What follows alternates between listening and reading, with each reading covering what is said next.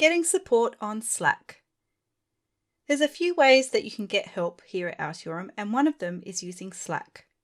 If you've got a general question that perhaps doesn't need to be answered straight away, then head to the contributors channel and type your question into the box down here.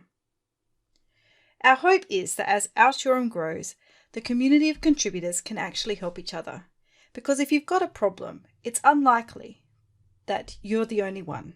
Someone else has probably had it before you and can help you out. The team at Altiorem will also be in this channel, so they can answer some questions too, and mentors will pop in and out as well.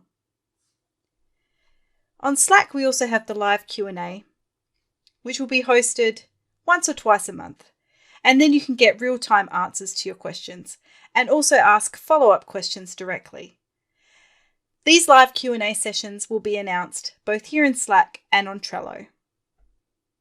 The third way you can get help through Slack is to ask us a question directly, so you can actually send direct messages to someone else here at Altiorem.